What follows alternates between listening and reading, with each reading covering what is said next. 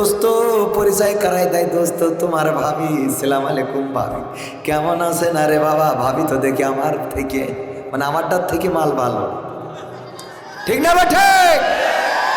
সাজার দরকার কোথায়? সাজলোটা কোথায়? ওই ভাবি যদি নিজের স্বামীর জন্য সাজতো তাইলে ওই স্বামী আর অন্যদিকে তাকাতো? তাকায়? টেলিভিশনে যখন পরিমণিরে দেখে, ঐশ্বরিয়া রায়, কারিনা কাপুর, আরো যারা আছে, হ্যাঁ যুবকেরা বলছে হুজুর এইগুলো হবে, হ্যাঁ এইগুলো যখন দেখে বাড়ি যেয়ে নিজের বউ ভালো লাগে না রে, মনে হয় যদি ওইগুলো পাইতাম। কিন্তু বাড়ি যে বউ আছে ওই বউ যদি ওদের মতো ছোট ছোট প্যান্ট আর ছোট ছোট জামা পরে তাইলে ওর থেকেও খারাপ লাগবে না রে, ঠিক না বেঠে? এইগুলো পড়ার দরকার আছে না নাই? কেউ বলুক আর না বলুক আমি বলবো, মা বোনেরা নায়িকাদের কাপড় যদি স্বামী না কিনে দেয় নিজে কিনবেন, দরকার হলে কিনে বাড়ি পরে ও আর মোট 4 দোকানে যাবে না। বাড়ি পরিমণি, তো আমি বাড়ি যাবো কেন আরুন ভাই? বাড়ি তো পরিমণি, কিন্তু বাড়ি এমন ভাবে থাকে যে দেখে ওর আর ওই ওই নয়, ওই রাস্তায় দাঁড়ালি মালটা তাই রে। আজকালকের ছেলেরা বই নিয়ে আর বসে না, ও বাবা গুগলে সার্চ করিয়া পড়ি। ওরে একালের মেয়েরা কোরআন হাদিস ধরে না, এখনকার মা বোনেরা কোরআন হাদিস পড়ে না, ও আল্লাহ টিকটকে ভিডিও ওরা করে, ঠিক না বেঠে? না নরসিংদী করে না মনে হয় করে? আজকালকের ছেলেরা বই নিয়ে আর বসে না, গুগলে সার্চ করিয়া পড়ে। আগের সময় প্রেম করিলে আমার হারুনা রশিদ অ্যাডভোকেট বলতো পাইছো কি, এখন বলে শখ করিয়া বাবু তুমি খাইছো কি? বাবু তুমি খেয়েছ শুনে? আরে কলা দেননে, কলা দেননে বোঝেন তো, কলা করা। আগের সময় প্রেম করিলে মুরব্বীরা বলতো পাইছো কি, এখন বলে শখ করিয়া বাবু তুমি খাইছো কি? লজ্জা শরম নাই আইলাম কোন জামানাই, লজ্জা শরম নাই আইলাম কোন জামানাই, ভবিষ্যৎ দেখি অন্ধকারে। আজকালকের ছেলেরা বই নিয়ে আর বসে না, ও বাবা মোবাইলে সার্চ করিয়া পড়ি। নতুন করে হয়েছে চালু এখন আবার কন্টেন্ট, পরিচয় করাই দেখি এই আমার গার্লফ্রেন্ড, আছে না নাই? আগে বউ নিয়ে ঘুরতি তাই লজ্জা পেত যে মানুষ না জানি কে কি বলে না বলে, আমার বাইকের পিছনে বউকে নিয়ে যাব, মানুষ হয়তো বলবে বউ পাগলা, ঠিক না বেটে? ভয় পাইতো যে বউকে নিয়ে যাব না যাব না। আর এখন বউ তো বউ, বউ হওয়ার আগে গার্লফ্রেন্ড, বাইকের পিছনে নিয়ে লাইলাতুল ফেব্রুয়ারি, লাইলাতুল ফেব্রুয়ারি আছে না নাই? কবে আসছে সামনে? হ্যাঁ মুখস্থ, 14ই লাইলাতুল ফেব্রুয়ারি। এই দিন মোটরসাইকেলে নিয়ে ঘুরে বেড়ায়। যদি কেউ প্রশ্ন করে দোস্ত বিয়ে করলি কবে জানাইলি না তো, কয় আরে না বিয়ের বিয়ে এখনো বিয়ে করি নাই, সময় হয়েছে নাকি, এখনো তো বয়সই তো হয় নাই। কয় তাইলে এইটাকে পরিচয় করাই দেয়, এটাই আমার গার্লফ্রেন্ড। নতুন করে হয়েছে চালু এখন আবার কন্টেন্ট, পরিচয় করাই দেখি এই আমার বয়ফ্রেন্ড। শরমের মাথা খাইয়া গেছে ওরা পাগল হইয়া, শরমের মাথা খাইয়া গেছে ওরা পাগল হইয়া, ভবিষ্যৎ দেখি অন্ধকারে। আজকালকের ছেলেরা বই নিয়ে আর বসে না, ও বাবা গুগলে সার্চ করিয়া পড়ে। ওরে এখনকার মেয়েরা কোরআন হাদিস ধরে না, এ যুগের মেয়েরা কোরআন হাদিস পড়ে না, ও আল্লাহ টিকটকে ভিডিও ওরা করে, ঠিক না বেঠে? আগের সময় মেয়ে দেখতে যাওয়া হতো, আমার অ্যাডভোকেট হারুনা রশিদ সাহেব বিয়ে করবেন, দাদা গেল, চাচা গেল, মুরব্বীরা গেল। যাওয়ার পরে ম্যাডামকে জিজ্ঞাসা করলো, ওগো মা তুমি কি কোরআন পড়তে পারো নাকি? হ্যাঁ পারি। তাইলে দুইটা লাইন পড়ে শোনাও। কোরআন বের করে সামনে দেওয়া হলো রেহালের উপরে, শোনাও তো মা। দুইটা লাইন শোনালো। তারপরে বললো আয়াতুল কুরসি পারো কিনা? বললো হ্যাঁ পারি। সূরা ইয়াসিন মুখস্থ আছে কিনা? হ্যাঁ আছে। বলো দেখি।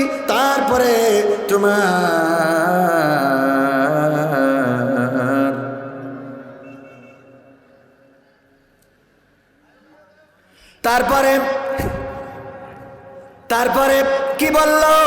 ওগো মা তুমি নামাজের ফরজ কয়টা বলো দেখি। বললো তুমি উজুর ফরজ কয়টা বলো। বললো এইগুলো বলার পরে চাচারা বা দাদারা বলতো মা ঠিক আছে যাও। চেহারা যদি একটু কমও হতো, খারাপও হতো, তারপরেও বলতো নদীর পানি ঘোলা ভালো, জাতের মেয়ে কালো ভালো, যেহেতু সে নামাজি রোজাদার ভালো, এই মেয়েটাকেই আমাদের পুত্রবধূ করা লাগবে। ঠিক না ঠিক? আর এখনকার জামানায় ওইগুলো দেখা হয় না। এখন কি দেখা হয়? এখন ইয়াং পোলাপান যায় মেয়ে দেখার জন্য। যাওয়ার পরে জিজ্ঞাসা করে, ভাবি টিকটকে ফলোয়ার্স কত? ঠিক তো? ফেসবুকের ভিউজ কেমন হয়? ইউটিউব চ্যানেল কি করেছেন? মনিটাইজেশন কি হয়েছে? কাপড় ভোলাপ কি করা যাবে? এমনি ভাবে খোঁজ খবর নেয়। ওগো আমার ভাইয়েরা, কলিজার টুকরারা, ওগো আমার মায়েরা, বোনেরা, ইসলাম ছেড়েছেন, কোরআন ছেড়েছেন, নামাজ ছেড়েছেন, রোজা ছেড়েছেন, সিরিয়াল ধরেছেন। তার জন্যে আপনার স্বামীও বেহারা হয়েছে। সেও এখন সিনেমায় পড়ে থাকে, সিরিয়ালে পড়ে থাকে, চায়ের দোকানে পড়ে থাকে, আপনার খোঁজ খবর নেয় না, পরকীয়া প্রেম করে। বলেন ঠিক না বেঠে? এই জন্যে মা বোনদের নিজেদেরও ভালো হতে হবে, আবার পুরুষদেরও পরিবর্তন দরকার। অনেক পুরুষ আছে নারীর সাথে খারাপ আচরণ করে, অল্প কথায় রেগে যায়, স্ত্রীকে পিটানি দেওয়া শুরু করে দেয়, মারধর দেয়। ওগো আমার ভাইয়েরা, আল্লাহর নবী বলেছেন পরকালের ময়দানে যদি কোনো নারী আল্লাহর কাছে সুপারিশ করে, আল্লাহ আমার স্বামী আমাকে প্রহার করতো, আমাকে মারতো, আল্লাহর নবী বলেছেন আল্লাহ রাব্বুল আলামিন ফেরেশতাদেরকে আদেশ দিবেন, তাকে ধরো এবং জাহান্নামে নিক্ষেপ করো। তাকে ধরো এবং জাহান্নামে নিক্ষেপ করো। অন্যায়ভাবে কোনো স্ত্রীকে মারা যাবে না। স্ত্রীর মৃদু আঘাতের বিষয় বৈধতা আল্লাহর নবী সাল্লাল্লাহু আলাইহি সাল্লাম দিয়েছেন, কিন্তু সেই আঘাত যেন এমন না হয়ে যায় অনেকেই মেরেই ফেলে মুখের মধ্যে বিষ তেল ঢেলে দেয়, অথবা টানিয়ে রাখে, গলায় রশি দিয়ে যে আত্মহত্যা করেছে খবর দেয় বাড়িতে। এরকম আছে না? পিটায়ে মেরে ফেলে। এগুলো করা যাবে? আবার বর্তমান সময়ে নারীরাও স্ত্রী স্বামীদের উপরে চড়াও হয়। নারীরা তো বলতে পারে, পুরুষরা বলতে পারে। পুরুষরা বলে কবির বিন সামাদের যদি তার ওয়াইফ মেরে থাকে, তার ওয়াইফ যদি পিটায়, বলতে পারবে নাকি? কিন্তু কবির বিন সামাদ যদি বউরে পিটায়, সারা গ্রাম জানাবে যে যত বড় হুজুর হোক না কেন সে তো বউ পিটায়। কথা কয় না? অ্যাডভোকেট সাহেব উনার স্ত্রীকে মারলো, উনার স্ত্রী কোর্টে যে মামলা করতে পারে যে আমার স্বামী আজ আমার মেরেছে, হয়তো মামলাটা উনার কাছেও দিতে পারে, কারণ অ্যাডভোকেট তো। ঠিক না ভাই? ঠিক যে আমার স্বামী মেরেছে, মামলা দিতে আসলাম। মামলা নেওয়াও লাগবে, ঠিক না বেটে? মামলা নেওয়াও লাগবে, উপায় তো নাই, কারণ উনি অ্যাডভোকেট। ওগো আমার ভাইয়েরা, কেস করলো থানায়, কেসটা যদি গড়ায় যে আমার পক্ষে শুনানি করা লাগবে, আমার স্বামী আমার মেরেছে, স্বামীর নাম কি? হারুন আর রশিদ। নিজের বিরুদ্ধেও দাঁড়ানো লাগতে পারে না? পারে না? নিজের বিরুদ্ধেও দাঁড়ানো লাগতে পারে, কিন্তু কোনোভাবে অ্যাডভোকেটকে যদি পিটায়, অ্যাডভোকেটের ক্ষমতা নাই স্ত্রীর বিরুদ্ধে অন্য কোনো কোর্টে মামলা করবে। আছে? কারণ এটা সমাজে অসম্মানের ব্যাপার, এটা মান মর্যাদা হানির ব্যাপার। আল্লাহর নবীর কন্যা ফাতেমা রাদিয়াল্লাহু তাআলা আনহা হাসান হুসাইনকে বললেন, ওগো হাসান হুসাইন, তোমরা বারবার আমার কাছে কেন খাবার চাও? তোমাদের আব্বাকে বলতে পারো না কেন? কারণটা কি? কারণ হলো 3 দিন ধরে হাসান হুসাইন না খাওয়া, 3 দিন ধরে হাসান হুসাইনের পেটে দানা পানি পড়ে নাই। মা ফাতেমা রাদিয়াল্লাহু তাআলা আনহার কাছে বললেন, মাগো খেতে দাও, আর কত পাথর বেঁধে রাখবো এই পেটে, মাগো একটু খাবার দাও। ওই সময় আলী রাদিয়াল্লাহু তাআলা আনহু সারা মদিনার অলিতে গলিতে ঘুরে বেরিয়েছেন, কোথাও কোনো কাজের সন্ধান করতে পারেন নাই। কাজ ম্যানেজ করতে না পারার কারণে টাকা উপার্জন করতে পারে নাই, বাড়িতে খাবারও আনতে পারে নাই। যখন গেটে ঢুকতেছেন হঠাৎ করে শুনলেন ফাতেমা বলছে, ওগো হাসান হুসাইন, বারবার আমার কাছে কেন খাবার চাও? তোমাদের আব্বাকে কেন দেখো না? তোমাদের আব্বাকে কেন বলো না? এই কথা শুনে আলী রাদিয়াল্লাহু তাআলা আনহু বাড়ি থেকে বের হয়ে গিয়েছেন। ফাতেমা রাদিয়াল্লাহু তাআলা আনহা বললেন, ওগো হাসান হুসাইন, দেখছিলাম তোমাদের বাবা বাড়িতে আসছিল, কোথায় গেল? হাসান হুসাইন বললেন, ওগো মা, যখন তুমি বলেছো কেন বারবার আমাদেরকে ডিস্টার্ব করো, কেন তোমার বাবার কাছে খাবার চাও না, আমাদের কাছে কেন খাবার চাও? এই কথা শোনার পরে আমার বাবা গেট থেকে বের হয়ে গেছে, আর বাড়িতে ঢোকে নাই। ফাতেমা রাদিয়াল্লাহু তাআলা আনহা তাড়াতাড়ি করে পর্দা করে বের হলেন, আলী রাদিয়াল্লাহু তাআলা আনহুকে খোঁজার জন্য ঘুরতে লাগলেন মক্কার অলিতে গলিতে। কোথাও খুঁজে খুঁজে পাইলেন না, ছুটে চলে গেলেন বিশ্বনবীর কাছে, বিশ্বনবী মসজিদে নববীর কাছে। বিশ্বনবীর বাসা তার একটু দূরেই ছিল। ফাতেমা রাদিয়াল্লাহু তাআলা আনহার বাড়ি এখনো আছে না নাই? দেখে আসতে পারেন, সেখানে মসজিদ বানানো হয়েছে। ওগো আমার ভাইজানেরা, ফাতেমা রাদিয়াল্লাহু তাআলা আনহা এসে বললেন, ওগো বিশ্বনবী, আমি একটা অন্যায় করে ফেলেছি, আপনার জামাতাকে আজকে কষ্ট দিয়ে ফেলেছি। আল্লাহর নবী বললেন, কি এমন কষ্ট দিয়েছো? ওগো ফাতেমা, আল্লাহর নবীর কন্যা ফাতেমা বললেন, ওগো বিশ্বনবী সাল্লাল্লাহু আলাইহি সাল্লাম, আমার স্বামী 3 দিন ধরে বাড়িতে কোনো খাবার আনতে পারে নাই। হাসান হোসাইন পেটে পাথর বেঁধে চলাচল করে, আমাকে বারবার বলে, মা গো, কোনো খাবার কি হবে? ক্ষুধা পেয়েছি ওগো মা, কোনো খাবার কি দেয়া যাবে? আমি বললাম, বারবার কেন আমাকে ডিস্টার্ব করো? বারবার কেন আমাকে বিরক্ত করো? বারবার কেন আমার কাছে খাবার চাও? তোমাদের বাবা আলীর কাছে কেন চাও না? তোমাদের বাবা কি চোখে দেখতে পাও না? এই কথা শুনে আলী বাড়ি থেকে বের হয়ে গেছে গো আব্বা। আল্লাহর নবী বললেন, ওগো ফাতেমা, আমার আলী যদি এই মুহূর্তে মারা যায়, আমার আলীর এই মুহূর্তে যদি কোনো বাগানে কোনো বন থেকে কোনো সাপে কামড় দেয়, আর সেই সাপের বিষে যদি আলী মারা যায়, অথবা কোনো জঙ্গল থেকে বাঘ বের হয়ে যদি আমার আলীকে খেয়ে ফেলে, আর তুমি যদি তার কাছ থেকে ক্ষমা চেয়ে না নিতে পারো, ওগো ফাতেমা, আমি নবী মুহাম্মদ বলছি, ওই পরকালের ময়দানে হাসরের মাঠে আমি নবী, তুমি আমার কন্যা, এই পরিচয়টা আমি ওই দিন দেব না। আল্লাহু আকবার। স্বামীর সাথে কেমন আচরণ করা লাগবে, মা বোনেরা, মনে হয় এই ঘটনার বাইরে আর ঘটনা বলার কি দরকার হয়? শুধুমাত্র বলেছে, তোমাদের বাবাকে কি চোখে দেখো না? বারবার কেন আমার কাছে খাবার চাও? আমি কোথা থেকে খাবার এনে দেব? তোমাদের বাবাকে বলো। শুধুমাত্র এতটুকু বলেছে। আলী রাদিয়াল্লাহু তাআলা আনহু বের হয়েছেন বাড়ি থেকে। আল্লাহর নবী বললেন, ওগো ফাতেমা, যদি আলীর কাছ থেকে ক্ষমা না চেয়ে নিতে পারো, তাইলে পরকালে তুমি আমার কন্যা এই পরিচয় দেব না। কারণ তুমি তোমার স্বামীকে কষ্ট দিয়েছো, তুমি তোমার স্বামীকে ব্যথা দিয়েছো, তুমি তোমার স্বামীকে এমন কথা বলেছো যেই কথায় তোমার স্বামী কষ্ট পেয়েছে। এই জন্য স্বামীদের কষ্ট দেওয়া কথা বলা যাবে না।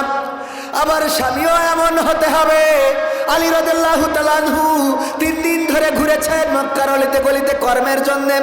আর অনেক নারীর স্বামী আছে, টাকা উপার্জিত হওয়ার পরে গাঞ্জা খায়, জুয়া খেলে, তাস খেলে, খেলে টাকা পয়সা নষ্ট করে, আছে না না? আছে না না? গাঞ্জা খেয়ে টাকা নষ্ট করে, পয়সা নষ্ট করে। এই জন্যে স্বামী হতে হবে এমন স্ত্রীর কষ্টটা বুঝবে, আবার স্ত্রীও হতে হবে এমন স্বামীর দুঃখটা বুঝবে। একে অপরকে যদি বুঝে চলতে পারে, তাইলে দুনিয়ায় এই স্বামী স্ত্রীর সম্পর্কটা হবে একটা জান্নাতি সম্পর্ক, স্বর্গীয় সম্পর্ক। বলেন ঠিক কিনা? আর যেই সংসারে স্বামী স্ত্রীকে সন্দেহ করে, স্ত্রী স্বামীকে সন্দেহ করে, ওই সংসারে আর কোনোদিন শান্তি আসবে? আর কোনোদিন? স্ত্রী মনে করে, হ্যাঁ আমার স্বামী মনে হয়, আমার স্বামীও মনে করে, আমার স্ত্রীও মনে হয় অমুকের সাথে। এই যে সন্দেহ ঢুকে গেল, এই সন্দেহ গোটা সংসারটাকে তছনছ করে দেয়। বলেন ঠিক কিনা? আবার সন্দেহ ঢুকারও কারণ আছে। স্বামীর সাথে ভালো করে কথা বলে না, কিন্তু বল্টুর সাথে কথা বলে। ওরে বাবা, বল্টু ভাই কতদিন হলো আপনি আমাদের বাসায় আসেন না? আসবেন বল্টু ভাই, একটু আসবেন। আর স্বামীর সাথে বলে, এই ফোনে ছিল এতক্ষণ? হ্যাঁ, এতক্ষণ ফোনে ছিল? ছাড়ি আমাদের ওদিকে কি বলে, ছাড়ি। মিজাজ দেখানো, কি দেখানো? স্বামী যদি একটা কিছু কিনে আনে, সে জিনিসটা পছন্দ হয় না। স্বামী যে কাপড় কেনে, রং ভালো না। স্বামী যে বাড়ি করিছে, ডিজাইন ভালো না। স্বামী যে কালার করিছে, পছন্দ হয় না। স্বামী যে মাছ কিনেছে, তাতে সব কাটা। স্বামী যে ওল কিনেছে, ওতে গাল চুলকায়। স্বামী যে তরকারি কিনেছে, সেটা সিদ্ধ হয় না। এরকম নারী আছে না? নেই? আল্লাহর নবী বললেন, ওগো নারীরা, তোমরা বেশি বেশি সাদাকা করো, কারণ আমি বিশ্ব নবী মেরাজে যে দেখলাম অধিকাংশ নারীরা জাহান্নামী। আল্লাহর নবী সাল্লাল্লাহু আলাইহি সাল্লাম এটা বলার পরে সাহাবীরা জিজ্ঞাসা করলেন, ওগো বিশ্ব নবী, কোন কারণে নারীরা বেশি জাহান্নামী? আল্লাহর নবী সাল্লাল্লাহু আলাইহি সাল্লাম বললেন, দুইটা কারণে বেশি জাহান্নামী। কারণ কয়টা? সবাই বলেন কয়টা? এটা শেখা দরকার, এটা আপনাদেরও জানা দরকার, যেন নারীদেরকে বলতে পারেন। নারীদেরকে এই ওয়াজ বলা যাবে না? যাবে না? নারীদেরকে বলবেন, বাড়িতে স্ত্রীকে সালাম দিবেন, আসসালামু আলাইকুম ইয়া হাবিবি। হ্যাঁ, দেয়া যাবে না? যাবে না? স্ত্রীদের তো সালাম, তবে আজকে দিয়েন না। আজকে দিলে আবার উনি মনে করবে মনে হয় জেন লেগেছে। তা না হলে যে দরজায় এসে লাথি দিয়ে বলে, এই দরজা খোল, সে যদি আজ যে সালাম দেয়, তাহলে বলবো, আম্মা নিশ্চয় আপনার ছেলের ঘাড়ে ভূত লেগেছে, ও তো সালাম দিয়া বান্দা না। ঠিক না বে ঠিক? এরকম আছে না? নাই? হুজুর ওয়াজ করেছে, স্ত্রী যদি নামাজ না পড়ে স্বামী জাহান্নামে যাবে।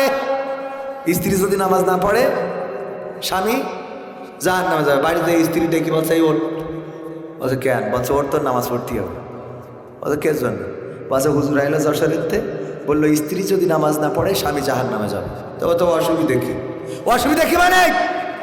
তুই আমার বউ, তোর জন্য আমি জাহান্নামে যাবো? ওঠ। বলছে এই শীতের রাত, এই রাত 12টার সময় তুমি ঝামেলা করিও না, কাল কেতে পড়বো। কে আর কাল কেতে? আজ কেতে, কাল বেশি থাকবো তার কিনা। ওঠ। বলছে কে ওয়াজ? কি ওয়াজ শুনেছি? ওয়াজ শুনেছি স্ত্রী নামাজ না পড়লে স্বামী জাহান্নামে। বলছে নামাজ তো তুমিও পড়ো না। তো বলছে আমার জন্য আমি জাহান্নামে যাবো, অসুবিধা নেই। তোর জন্য যাবো কেন? তোর জন্য যাবো কেন? জোর করে উঠায় উজু করে এসে, শীতের রাত, উজু করে কাঁপুনি ধরে গেছে।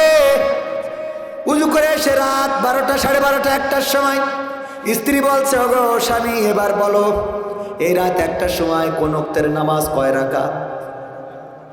কি পড়বো? কোন সূরা আগে পড়বো, কোন সূরা পরে, কোন জায়গায় বৈঠক করব, কোন জায়গায় করব না?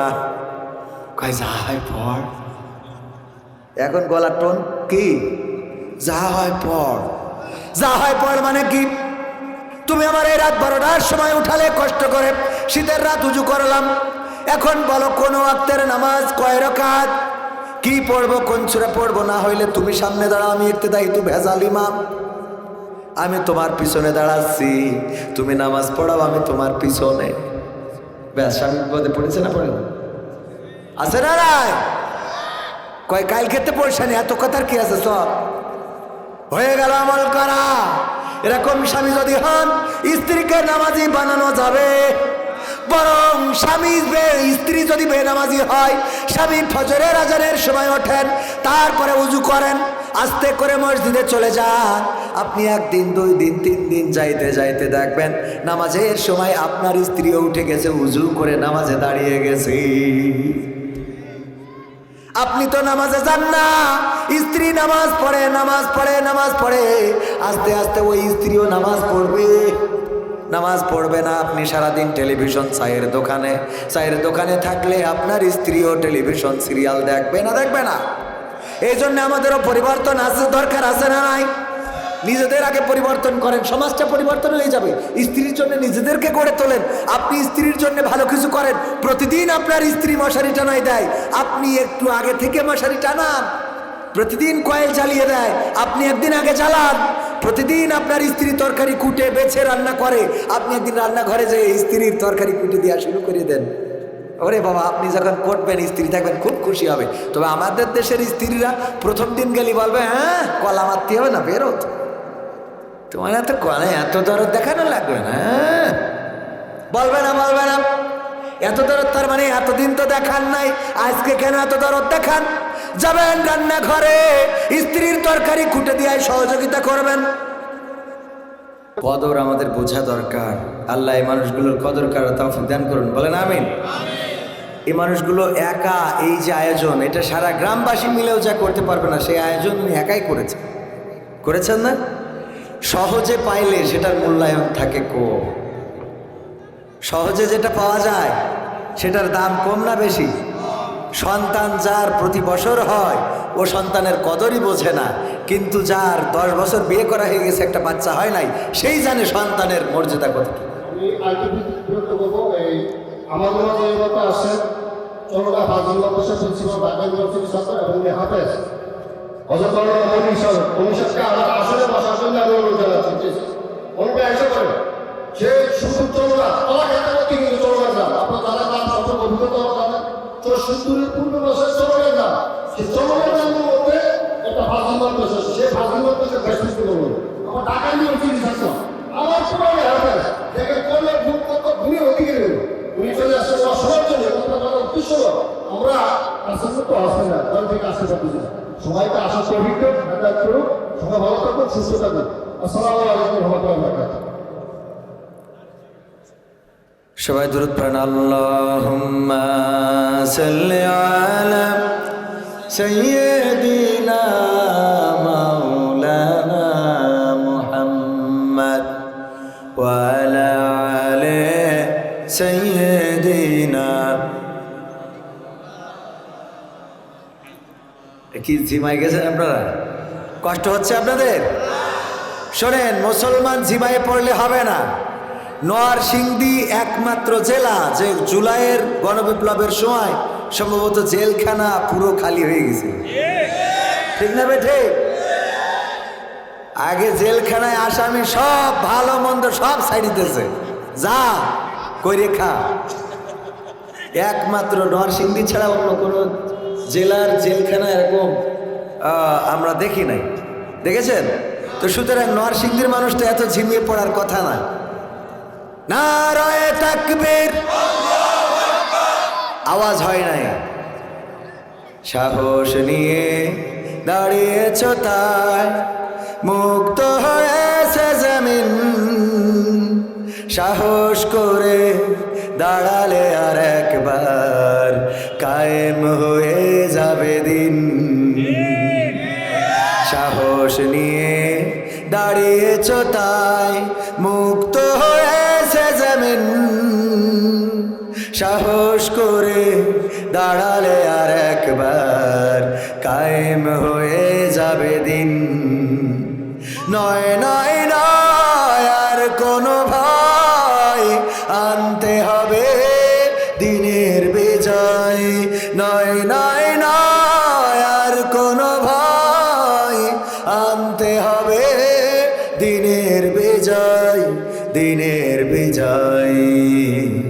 যারা ভেবেছিল ছাড়বে না আর ক্ষমতার মসনদ, দেখেছে তারা রবের পাকড়াও কি করে করে নাস্তানাবুদ। যারা ভেবেছিল ছাড়বে না আর ক্ষমতার মসনদ, দেখেছে তারা রবের পাকড়াও কি করে করে নাস্তানাবুদ। তাই নয় নয় নয় আর কোনো ভয়, আনতে হবে দিনের বিজয়, দিনের বিজয়। মানুষের সাথে যারা করেছে দুশ্মনী, করেছে বাড়াবাড়ি, দেশের বুকে তাদের হয় কি তো জায়গা, যেতে হলো মামার বাড়ি। মানুষের সাথে যারা করেছে দুশ্মনী, করেছে বাড়াবাড়ি, দেশের বুকে তাদের হয় পাইনি তো জায়গা, যেতে হলো মামার বাড়ি। তাই নয় নয় নয় আর কোন ভয়, আনতে হবে দিনের বিজয়, দিনের বিজয়। কাবা রক্ষাই যেই মহারব পাঠিয়েছিলেন আবাবিল, আজও তিনি দয়াময় তেমনি আছে, বদলেনি তো এক দিল। কাবা রক্ষাই যেই মহারব পাঠিয়েছিলেন আবাবিল, আজও তিনি দয়াময় তেমনি আছে, বদলেনি তো এক দিল। তাই নয় নয় নয় আর কোন ভয়, আনতে হবে দিনের বিজয়, দিনের বিজয়। সাহস নিয়ে দাঁড়িয়েছ তাই মুক্ত হয়েছে জমিন, সাহস করে দাঁড়ালে আর একবার কায়েম হয়ে যাবে দিন। ঠিক না বেঠে? সেই সাহস নিয়ে দাঁড়ানোর দরকার আছে না নাই? নরসিংদীর মানুষের সেই সাহস কি আছে? তাইলে তাকবীর দেব, এমন তাকবীর যেন সামিয়ানা ছিঁড়ে যায়। মনে থাকবে? লিল্লাহি তাকবীর, আরো জোরে আওয়াজ দিতে হবে। এই আওয়াজ তো এখন কেবলমাত্র মনোহর দ্বীপ পর্যন্ত গিয়েছে, এমন আওয়াজ দিতে হবে যাতে নরসিংদী নয়, ঢাকা নয়, এই আওয়াজ যেন আরশে আজিম, আসতে বললেও পৌঁছায় না, পৌঁছায় না, কিন্তু একটু জোরে বলতে হবে। আমরা আবার মাঝে মাঝে আবেগে বলি ফেলি আরশে আজিম পর্যন্ত, কিন্তু আরশে আজিমে আসতে ডাকলেও শোনেন কে? ইউনূস আলাইহিস সালাম ডাক দিলেন, মাছের পেট থেকে রাতের অন্ধকার, পানির অন্ধকার আর মাছের পেটের অন্ধকার। ইউনূস আলাইহিস সালাম বললেন, লা ইলাহা ইল্লা আনতা সুবহানাকা ইন্নী কুনতু মিনাজ জালিমিন। আল্লাহ রাব্বুল আলামিন বললেন, ওগো ইউনূস, তুমি ডাক দিয়েছো রাতের অন্ধকার, মাছের পেটের অন্ধকার আর পানির অন্ধকার, সেই অন্ধকারের মধ্য থেকে ডাক দিলে পৃথিবীর কোনো মানুষ শোনে নাই, আমি আল্লাহ আরশে আজিম থেকে ডাকের সাড়া দিলাম। সুবহানাল্লাহ বলবেন না? লিল্লাহি তাকবীর। আল কোরআনের আলো সংসদে জালো, সংসদে জ্বালতে ইচ্ছে করে না, কোরআন সংসদে জ্বাললেই তো উপকার।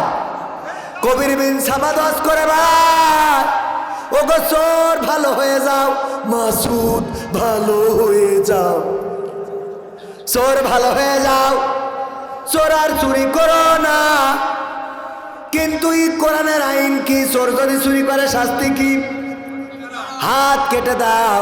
আমি ওয়াজ করলাম চোর আর চুরি করো না, আর চুরি করা যাবে না। যত ওয়াজ করি না কেন, চোর বাড়িতে যাওয়ার সময় যেখানে খেজুর গাছ শীতের সময় রস কাটার জন্য গাছি কেটে রেখেছে, ওই রসের ভাড় খায় তো খায়, ভাড়ের রস খেয়ে আবার ভাড়টা উল্টে থুয়ে তারপরে চলে যায়। ও কি ওয়াজে বন্ধ করা সম্ভব? ওয়াজ করে দিলাম যে এটা কি করবা। আমার ওই যে মুরব্বী হুজুর পীর সাহেব, কি জানো, মুস্তাক ফয়েজি সাহেব, দেখেন মুখস্থ আছে নামটা, আমি মাঝে মাঝে ভুলে যাই। পীর সাহেব মুস্তাক ফয়েজি বলতেছে, একজনও উঠে যাওয়া যাবে না, একজনও যাওয়া, একজন উঠিতে লোক মানে উঠেছে, বলছে করে যাও, কয় পিসাব করতে যাবো, তো বলছে যাও পিসাব ফিরে তাড়াতাড়ি চলে এসো। তো না যাইয়ে খালি চারিদিকে লোক খুঁজ দিছে, মানুষ খুঁজছে, মানুষ বলছে কারে বিশ্রাও, কয় আমার ভাতিজা আইছে ওরে খুঁজ দিছি। কেন?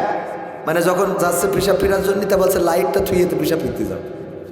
তো ভাতিজারে বিশ্রাই কেন? বলছে লাইটটা ভাতিজার কাছে দিয়ে যাবো যাতে ও বাড়ি নিয়ে আসে। তার মানে ও কি থাকবে পিসাব ফেরার নাম করে? ও আমার ভাইরা, এই যে চলে যাওয়া আজ করে সামনের পরে তাই মানানো যায় না যে বসে থাকেন। ও বিশ্রায় যে লাইট দিয়ে চলে যাবো দরকার নেই, হুজুর বলছে লাইট থুয়ে যা, তুই পিসাব ফিরে যাবার আসবি, তার গ্যারান্টি কি? লাইট রেখে তারপরে যা। ও ভাতিজারে বিশ্রাচ্ছে যে ভাতিজার কাছে দেবে যাতে ও নিয়ে আসে, ও চলে যাবে। ওয়াজ সামনের পরে অস্বীকার করতেছে, এটা দিয়ে কি সোজা করা সম্ভব? এই সোজা যদি করতে হয়, চোর যদি চুরি করে কোরআনের আইন অনুযায়ী হাতের কবজি কি কেটে দিতে হবে। কবির বিন সামাদের যদি হাতের কবজি কাটা থাকতো, আর এসে যদি বলতো ভাইয়েরা কেউ চুরি করবা না, চুরি করা গুনাহের কাজ, চুরি করলে কোরআনের আইন অনুযায়ী হাতের কবজি থাকবে না। আপনারা বলতেন হুজুর আপনার হাতের কবজি কই? আমি বলতাম আমার দেশে একবার আমার আব্বা আগ কুইশাল গ্যান্ডারি লাগাইছিল, ওই মেশিনের মধ্যে আগ ঢুকাতে ঢুকাতে হাত ঢুকে রস হয়ে গেছে, গুড় পাটালি হয়েছে। আপনারা বাড়ি যাওয়ার সময় বলতেন যাই বলেন তাই বলেন, এই মাল কিন্তু যশোরের সোর্স ছিল, ঠিক না বেঠে? এই মাল কি ছিল? যশোরের চোর ছিল। এখন বড় আল্লাহওয়ালা হয়েছে, হুজুর হয়েছে, চুরির বিরুদ্ধে ওয়াজ করে। কোরআনের আইন অনুযায়ী যদি হাতের কবজি কাটা হতো, কোনো ইমাম, কোনো মুয়াজ্জিন, কোনো মেম্বার, কোনো চেয়ারম্যান, কোনো আল্লাহওয়ালা, কোনো মাওলানা, কোনো মুফতি, কোনো সংসদ সদস্য, কোনো মন্ত্রী যদি চুরি করতো, হাতের কবজি কাটা থাকতো, এর আর পরের বছরে বা পরের সিজনে কেউ কি ভোট দিত? ভোট দিত? আবার চোরেরাও চুরি করতো না, কারণ চুরি করলে হাতের কবজি কাটা, মেয়ে বিয়ে দেবে, মেয়ে বিয়ে দেবে। পাত্রী দেখার জন্য এসেছে আমার ভাইজানেরা ঢাকা শহর থেকে। বিআই সাহেব আসসালামু আলাইকুম, উনি হাত বাড়াই দিলে বুসাহাত বললো বিআই হাতের অবস্থা কি? কয় বিআই বলবেন না, একবার হাতে ইনফেকশন হয়েছিল, ডাক্তার কেটে দিয়েছে। কয় বিআই এখন যাই বলেন তাই বলেন, বুঝা শেষ, আপনি কিন্তু চোর ছিলেন, ঠিক না বেঠে? তার মানে মেয়ে বিয়ে দিতে হলো এই হাতের কবজি, আর কি রাখতে হলে চুরি করা যেত? চুরি করা যেত না। যদি কেউ জেনা করে, ব্যভিচার করে, আমরা কত ওয়াজ করি, ওগো যুবকেরা, ওগো নারীরা পর্দার মধ্যে থাকো, আর যুবকেরা তোমরা পালসারের পিছনে নিয়ে গিয়ার দিয়ে বেড়ায়ও না। 14 ফেব্রুয়ারি লাইলাতুল ভালোবাসা দিবস, এই দিনে তোমরা দয়া করে যেন উল্টো পাল্টা কাজ করো না। এই ওয়াজগুলো করি ওয়াজ করার পরেও 14 তারিখে যুবক যুবতীদের রাজপথে ভিড় আছে না নাই? পার্কগুলোতে ভিড় আছে না নাই? পার্কগুলোতে ভিড়, রাজপথে ভিড়, রিসোর্টে ভিড়, ব্রিজের উপরে ভিড়, সেলফি তোলে, নিয়ে বেড়ায়। কত ওয়াজ করলাম, এই বছরের পর বছর ভালো বানাইতে পারলাম না। কিন্তু যদি একটা শাস্তি, জেনার শাস্তি, ব্যভিচারের শাস্তি কি মাজা পর্যন্ত গেড়ে দাও, তারপরে ইট পাথরে নিক্ষেপ করে হত্যা করো, ঠিক না বেঠে? এই একটা শাস্তি যদি নরসিংদী এই হিতাশী গ্রামে যদি এমন একটা শাস্তি কার্যকর করা হতো, আর হিতাশী গ্রামবাসী যদি দেখতো, এটা দেখার পরে এলাকার মানুষ ক্যামেরায়, ভিডিওয়, ফেসবুকে দেখার পরে লাইলাতুল ফেব্রুয়ারিতে কেউ কি বাড়িতে বেরোতো বলেন? 14 ফেব্রুয়ারিতে কেউ বাড়িতে বেরোতো?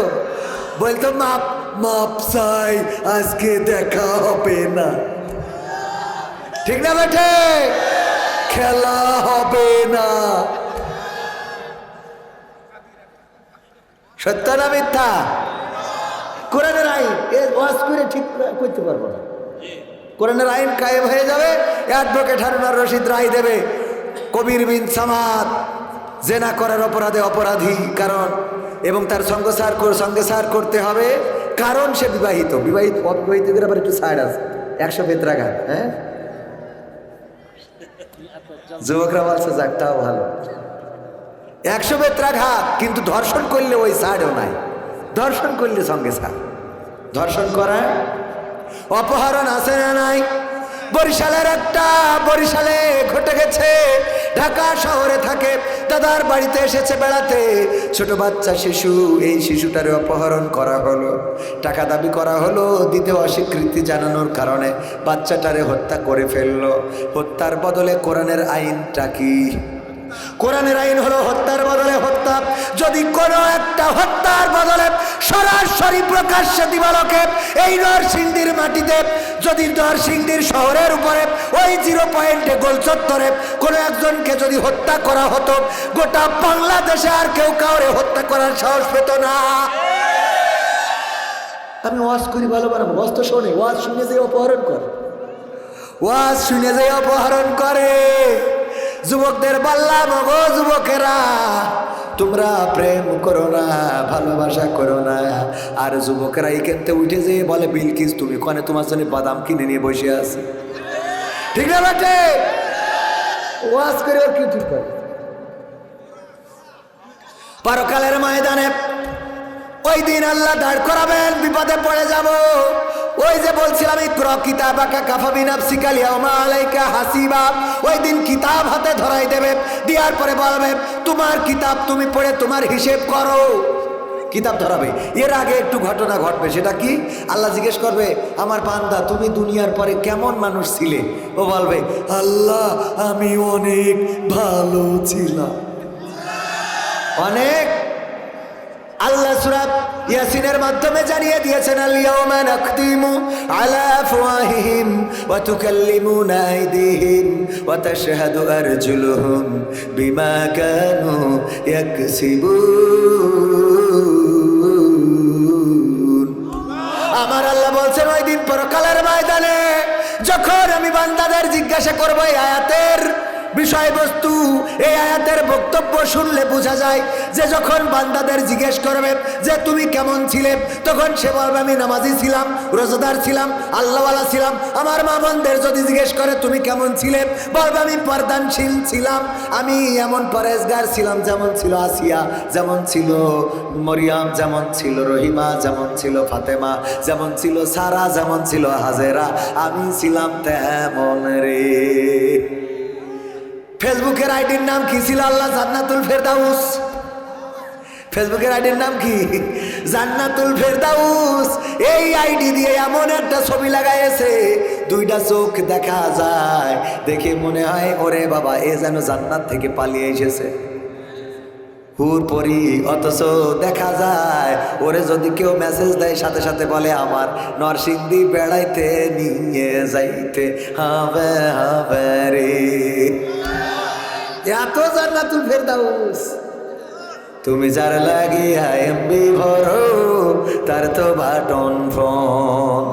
ওরে কেমন করে বুঝবে রে সে, কেমন করে বুঝবে গো সে ডিজিটাল তোর মন। তুমি যার লাগিয়া, তুমি যার লাগিয়া এমবি ভরো তার তো বাটন ফোন।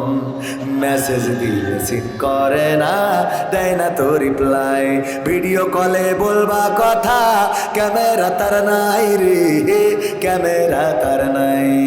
মেসেজ দিলে সিন করে না, দেয় না তো রিপ্লাই, ভিডিও কলে বলবা কথা ক্যামেরা তার নাই রে, ক্যামেরা তার নাই।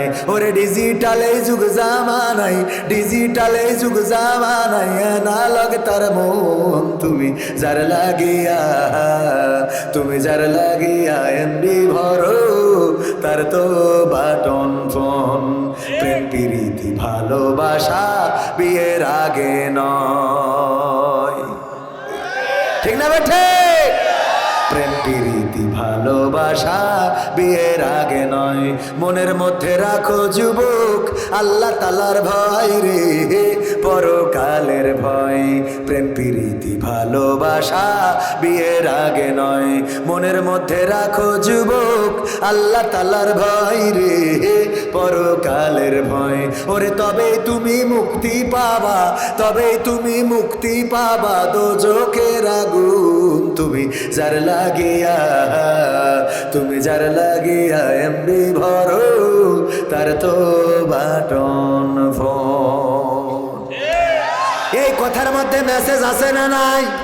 প্রেম প্রীতি ভালোবাসা বিয়ের আগে করা যাবে না, বিয়ের আগে কোনো মেয়েকে আই লাভ ইউ বলা যাবে না।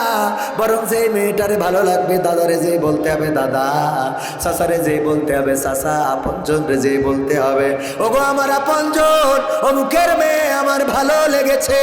ছেলে মেয়ে বিয়ের আগে একে অপরের দেখা যায় আছে না নাই? দেখ কয় নাই, বিয়ের উদ্দেশ্যে দেখে না দেখে আপনি কোন কানা খুঁড়া নিয়ে আসছেন না কি নিয়ে আসছেন? হ্যাঁ, দেখার দরকার আছে না নাই? দেখা যায়।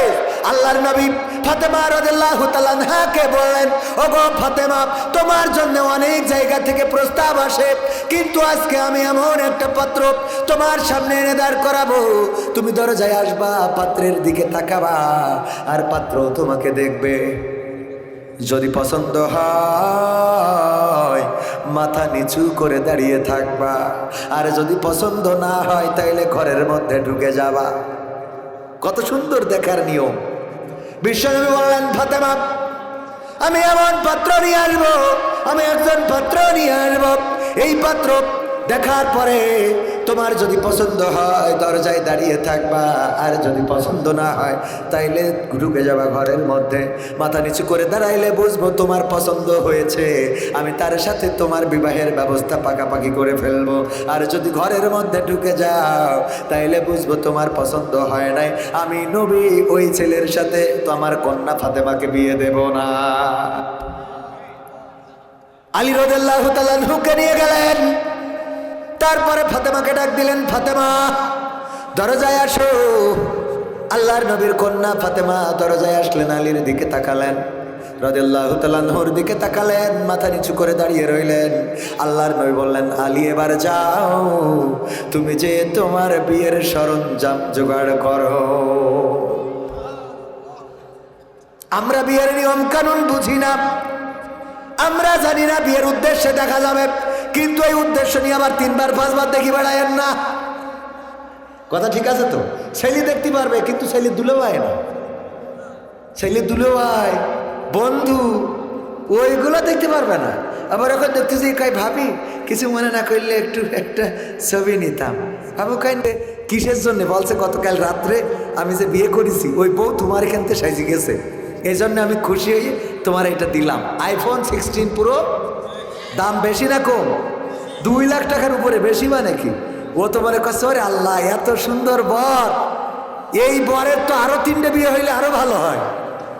মোড়ক উন্মোচন করেছে, প্যাকেজ খুলে দেখে কিসের আইফোন 16 প্রো ম্যাক্স, তার মধ্যে নোকিয়া 1100 গাডার মারা, কভারটা খালি আইফোন 16 প্রো ম্যাক্স, ওর মধ্যে কি নোকিয়া 1100, তাও গাডার মারা, গাডার দিয়ে বাইন্দে রাখা, ওর মধ্যে একটা সিরকুট লিখা, এরকম সিরকুটি লিখা রয়েছে। এখন কেমন লাগে? এখন তার মানে হলো গতকাল রাত্রি তুই যেটারে সাজাইয়ে দিয়েছিস আমি বিয়ে করে নিয়ে আইছি, ওর তো রাত্রি দেখলাম আইফোন, সকালবেলা উঠে তো দেখি গাডার মারা। 16 প্রো ম্যাক্সের জায়গায় এখন কি নোকিয়া 1100। এবার গান গাওয়া ধরলো, আমি পারি না আর পারি না, আমি কেন মরি না, আজরাইল কি চিনে না আমারে গো, আমি পারি না আর পারি না, হয়তো 2 দিন পরে মরবো, আগে মরলে কি ক্ষতি, ওরে এই দুনিয়ার রং তামাশা বুঝলাম না রে একরতি, ও আমার ঘরের রমণী সে যে কাল নাগিনী, আমারে বাজাইলো 12টায়, আমি পারি না আর পারি না। ঠিক না বেঠে? তবে গানটা পুরুষরা গাওয়ার কারণে সুবিধা হয়েছে যে ও নিজেই আজরাইলকে ডাকে। মহিলারা গাইলে কি গাইতো জানেন? আমি পারি না আর পারি না, আমার স্বামী কেন মরে না, আজরাইল কি চিনে না আমার স্বামী রে গো, আমি পারি না আর পারি না। ওগের হিসেবে বলে ইরা মরি যাক, আমরা দুনিয়ায় থাকবো। ঠিক না বেঠে? ওরা দুনিয়ায় থাকবে, আমরা দূরেই যাই। কয় তুই মরিস না কেন? তোর আল্লাহ মরণ করেন। আচ্ছা কি বলছিলাম? যার নামে যাওয়ার ম্যাক্সিমাম কারণ কয়টা মনে আছে? কয়টা? মাকে নিয়ে একটা গান শোনাতে কইছে, শোনা একটা মায়ের গান শোনাবো। কোন মাটিতে তৈরি রে তুই মা, কোন মাটিতে তৈরি রে তুই মা, কোন মাটিতে তৈরি রে তুই মা, কোন মাটিতে তৈরি রে তুই মা, কত কষ্ট দিলাম তোরে আমি সারা জীবন ধরে, অবধ ছেলে বলে তবু, অবধ ছেলে বলে তবু করলি রে ক্ষমা, কোন মাটিতে তৈরি রে তুই মা, কোন মাটিতে তৈরি রে তুই মা, কোন মাটিতে তৈরি রে তুই মা, কোন মাটিতে তৈরি মাটির মতো সহ্য করার প্রবল ক্ষমতা, তবু তোর ঠোঁটে ঝরে মায়ের মমতা। মাটির মতো সহ্য করার প্রবল ক্ষমতা, তবু তোর ঠোঁটে ঝরে মায়ের মমতা। তিন ভুবনের স্বর্গ শুধু, তিন ভুবনের স্বর্গ শুধু, তুই তো আমার মা। অবধ ছেলে বলে তবু করলি রে ক্ষমা। কোন মাটিতে তৈরি রে তুই মা, কোন মাটিতে তৈরি রে তুই মা, কোন মাটিতে তৈরি রে তুই মা, কোন মাটিতে তৈরি রে তুই মা। আবার যদি কখনো মা জন্ম আমি পাই, সব জন্মেই তোর কোলে মা সুখের মরণ চাই। আবার যদি কখনো মা জন্ম আমি পাই, সব জন্মেই তোর কোলে মা সুখের মরণ চাই। আমি মারা যাবার আগে, আমি মারা যাবার আগে মরিস না তুই মা। অবধ ছেলে বলে তবু করলি রে ক্ষমা। কোন মাটিতে তৈরি রে তুই মা, কোন মাটিতে তৈরি রে তুই মা, কোন মাটিতে তৈরি রে তুই মা, কোন মাটিতে তৈরি রে তুই মা। কত কষ্ট দিলাম তোরে আমি সারা জীবন ধরে, অবধ ছেলে বলে তবু, অবধ ছেলে বলে তবু করলি রে ক্ষমা। কোন মাটিতে তৈরি রে তুই মা, কোন মাটিতে তৈরি রে তুই মা, কোন মাটিতে তৈরি রে তুই মা, কোন মাটিতে তৈরি রে তুই মা, কোন মাটিতে তৈরি রে তুই মা, কোন মাটিতে তৈরি রে তুই মা।